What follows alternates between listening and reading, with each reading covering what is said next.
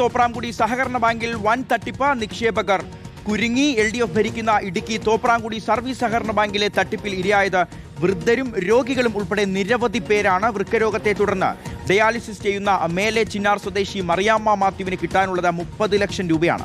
നിക്ഷേപം തിരികെ ലഭിക്കാത്തതിനാൽ ഡയാലിസിസ് മുടങ്ങിയതായി മറിയാമ്മ റിപ്പോർട്ടറിനോട് പറഞ്ഞു. 30 ലക്ഷം രൂപ കൊല്ലത്തെ പലിശ കൂട്ടിയത് 31 ലക്ഷം രൂപ. പൈസ ചോദിക്കുമ്പോൾ എന്താ അവർ പറയുന്നത്? ഇപ്പം ഇല്ല, പിന്നെ ഗ്രാൻസായിട്ട് പിന്നെ എവിടുന്നേലൊക്കെ എടുത്തു തരാം എന്നൊക്കെ പറഞ്ഞു. തരുന്നില്ല പൈസ. തരാമെന്ന് പറഞ്ഞാൽ മതിയോ, പൈസ തരുന്നില്ല. കാലാവധി കഴിഞ്ഞപ്പോൾ പൈസ ചോദിക്കാൻ തുടങ്ങിയതാ. തരാം ഫണ്ടില്ല, ഫണ്ട് വരട്ടെ എന്ന് പറയും. 1 കൊല്ലത്തേന് ഇട്ടാ. അത് കഴിഞ്ഞപ്പോൾ അങ്ങനെ പറഞ്ഞുകൊണ്ടിരുന്നു. പുതുക്കുകയില്ല. ഇപ്പോഴത്തെ പ്രസിഡന്റ് പലിശ തരികയല്ല, മുതൽ തരാമെന്ന്. എന്നാന്നൊരു ഡേറ്റും പറയുന്നില്ല. ഡയാലിസിസ് ചെയ്യുന്ന ഒരെണ്ണേ ചെയ്യുന്നുള്ളൂ, 2 എണ്ണം ചെയ്യണമെന്ന് പറഞ്ഞാൽ 1 ചെയ്യുന്നുള്ളൂ. പൈസ ഇല്ല. സ്വർണ്ണമെല്ലാം പണയനും വെച്ചു. പപ്പടമുണ്ടാക്കി വിറ്റ ഉപജീവനം നടത്തുന്ന രാജേന്ദ്രൻ പിള്ളയ്ക്കും ഭാര്യ സുഭദ്രയ്ക്കും നിക്ഷേപം തിരികെ ലഭിച്ചിട്ടില്ല. മരുന്നിന് വേണ്ടിയിട്ട് പൈസ ആവശ്യം വന്നേ. പൈസ ചോദിച്ചപ്പോൾ അവിടെ പൈസ വന്നാൽ അവർ പൈസ തരുമെന്നല്ലാതെ തരാമെന്ന് പറയുമല്ലാതെ പൈസ ഇല്ല എന്ന് അവർ പറയുന്നു. പപ്പടം തീർത്ത് കൊണ്ടാടുന്ന വിറ്റതാണ്. ആഴ്ച 3 ദിവസം 4 ദിവസം. ഇപ്പോൾ കാലിനൊക്കെ വേദനയായിട്ട് ഇന്ന് 2 ദിവസമായിട്ട് ഇറങ്ങി പോകുന്നില്ല എങ്ങും വിൽക്കാൻ. ഞങ്ങൾ ഒരു പ്രാവശ്യം ഓണത്തിന് പപ്പടം കൊടുത്താൽ ഞങ്ങൾക്ക് 10 രൂപ 12 രൂപയുടെ പപ്പടമാണ് വാങ്ങിക്കാൻ അനുസരിച്ച് കൊടുക്കുന്നത്. അത് കൊടുത്തു കഴിയുമ്പോൾ നമുക്ക് വേറെ പൈസയ്ക്ക് മാർക്കം ഉണ്ടെങ്കിൽ ആ പൈസ അവിടെ അങ്ങോട്ട് ഡിപ്പോസിറ്റ് ആക്കിയിട്ട് വയ്ക്കുകയുള്ളൂ. വാങ്ങി ഒന്നായിട്ട് നമ്മൾ പൈസ ഇട്ടതല്ല. ഹൃദയ ശസ്ത്രക്രിയയ്ക്കായി പണം ചോദിച്ചിട്ട് പോലും ലഭിച്ചില്ല എന്ന് നിർധന കുടുംബവും പറയുന്നു.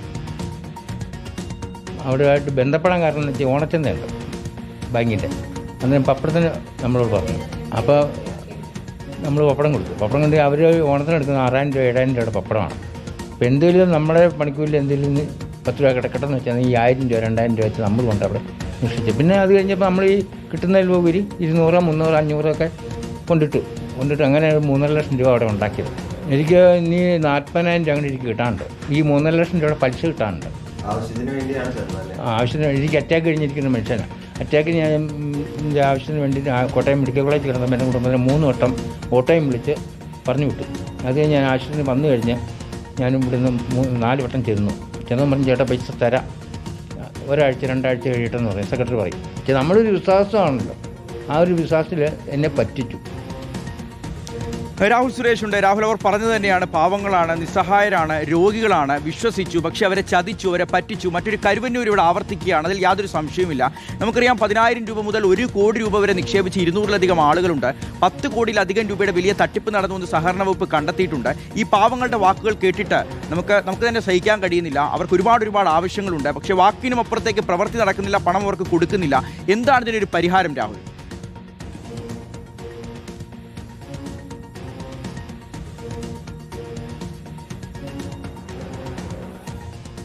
പറ്റിച്ചു എന്ന കാര്യത്തിൽ യാതൊരു സംശയവുമില്ല. മറ്റൊരു കരുവന്നൂർ തന്നെ തോപ്രാംകുടി സർവീസ് സഹകരണ ബാങ്കിൽ ആവർത്തിക്കപ്പെടുകയായിരുന്നു എന്നതാണ് നമ്മൾ എടുത്തു പറയുകയും ചെയ്യുന്നത്. ഇതിന്റെ അന്വേഷണ റിപ്പോർട്ട് പുറത്തു വരുമ്പോഴാണ് എത്ര വലിയ തട്ടിപ്പാണ് ഈ ബാങ്കിൽ നടന്നത് എന്നത് പുറം ലോകം അറിയുകയും ചെയ്തത്.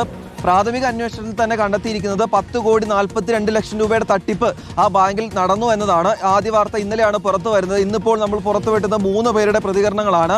ആ 3 പേരും പ്രായമായ ആളുകളാണ്, വയോജനങ്ങളാണ്, രോഗികളാണ്. അവർക്ക് മറ്റു നിർവാഹമില്ലാതെ മുന്നോട്ട് പോകുന്ന ആളുകളാണ്. ആദ്യം തന്നെ നമ്മൾ എടുത്ത് പരിശോധിക്കുന്നത് ആ പപ്പടം വിറ്റ് ജീവിക്കുന്ന സുഭദ്ര അമ്മയുടെയും രാജേന്ദ്രൻ പിള്ളയുടെയും കാര്യം തന്നെയാണ്. അവരെ നോക്കാൻ മക്കളില്ല. അവർ ഓരോ ദിവസവും കൈകൊണ്ട് പപ്പടം ഉണ്ടാക്കി ഓരോ മലമുകളിലുള്ള വീടുകളിൽ കയറി വിറ്റാണ് ഉപജീവന മാർഗം നടത്തുന്നത്. ആ 2 പേർക്കും കൂടി ഒരു മാസം ആശുപത്രി ചെലവ് മാത്രം ഏതാണ്ട് 20,000 രൂപയോളം വരും എന്നതാണ് അവർ തന്നെ പറയുകയും ചെയ്യുന്നത്. ഈ ബാങ്കിൽ നിന്നും ആ ബാക്കി തുക തിരികെ ലഭിക്കുകയാണെങ്കിൽ 1-2 മാസത്തെ ആശുപത്രി ചിലവിനുള്ള പൈസ ലഭിക്കും. പലതവണ അവിടെ ബാങ്കിൽ ചെന്നുവെങ്കിലും ആ പണം തിരികെ നൽകാൻ അവർ തയ്യാറായില്ല എന്ന് അവർ നിറകണ്ണുകളോട് കൂടിയാണ് ഇന്നലെ നമ്മളോട് തുറന്നു പറയുകയും ചെയ്തത്. മറ്റൊരു സംഭവം ഡയാലിസിസ് ചെയ്യുന്ന അന്നമ്മ എന്ന ചേട്ടത്തിയുടെ കാര്യമാണ്. അവർ മേലെച്ചിന്നാർ സ്വദേശിയാണ്. 28 ലക്ഷം രൂപയാണ് അവിടെ നിക്ഷേപിച്ചത്. മൊത്തത്തിൽ അവർക്ക് 30 ലക്ഷം രൂപയോളം തിരികെ ലഭിക്കാനുണ്ട്. ഒരു മാസം 2 ഡയാലിസിസ് ആണ് ചെയ്യേണ്ടത്. പക്ഷേ വീട്ടിലുണ്ടായിരുന്ന സ്വർണവും മറ്റ് കടം വാങ്ങിയൊക്കെ ഇത്രയും കാലം ചികിത്സ നടത്തി. ഇനി മുന്നോട്ട് പോകാൻ കഴിയാത്ത സാഹചര്യമുണ്ട്. 2 ഡയാലിസിസ് എന്നത് പൈസ ഇല്ലാത്തതുകൊണ്ട് 1 ഡയാലിസിസ് എന്നതിലേക്ക് ചുരുക്കുകയും ചെയ്തിട്ടുണ്ട്. അപ്പോൾ മുതലെങ്കിലും തിരികെ നൽകണം. ഈ 12% വെച്ച് പലിശ നൽകാമെന്നാണ് വാഗ്ദാനം. പക്ഷേ ആ പലിശ വേണ്ട, താങ്കൾ നൽകിയ മുതലെങ്കിലും തിരികെ നൽകണം എന്നതാണ് അവർ ആവശ്യപ്പെടുകയും ചെയ്യുന്നത്. എന്തായാലും 1000 രൂപ മുതൽ 10,000 രൂപ മുതൽ 1 കോടി രൂപ വരെ നിക്ഷേപമായി നൽകിയിരിക്കുന്ന 200ഓളം ആളുകളാണ് ഇപ്പോഴും 1 രൂപ പോലും തിരികെ ലഭിക്കാതെ പരാതിയുമായി മുന്നോട്ട് പോകുന്നത്. ഇനിയും കൂടുതൽ പരാതികൾ പുറത്തു വരും. ഒരു മഞ്ഞുമലയുടെ ഒരറ്റം മാത്രമാണ് ഇതുവരെയും പുറത്തു വന്നിട്ടുള്ളൂ.